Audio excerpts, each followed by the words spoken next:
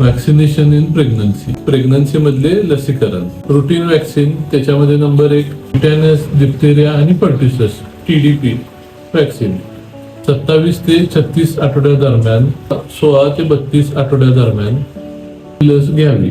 ह्यामुळे बाळांना डांग्या खोकला, whooping cough, न्यूनिटल टिटॅनस पासून संरक्षण मिळते. नंबर 2 इनॅक्टिव्हेटेड इन्फ्लुएन्झा व्हॅक्सिन, ज्याला आपण फ्लू व्हॅक्सिन म्हणतो. ही व्हॅक्सिन कोणत्याही ट्रायमेस्टर मध्ये घेऊ शकता. विशेषतः फ्लू सीझनच्या आधी घेतलीच पाहिजे. ह्यामुळे श्वासाचे आजार किंवा निमोनिया पासून संरक्षण मिळते. Number RSV vaccine, respiratory syncytial virus vaccine चा सिंगल डोस साधारण 28 ते 36 आठवड्या दरम्यान सर्रास UK US मध्ये दिली जाते. यामुळे ब्रॉन्कायटिस, निमोनिया पासून संरक्षण मिळते.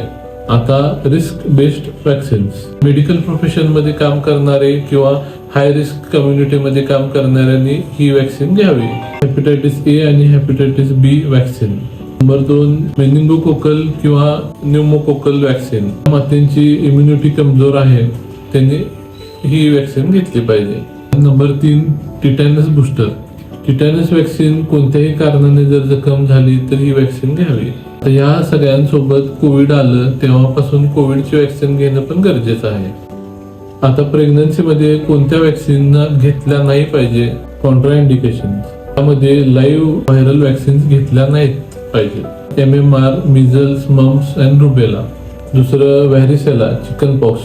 3 number HPV, human papilloma virus. Live attenuated influenza vaccine, yellow fever किंवा ओरल टायफॉइड.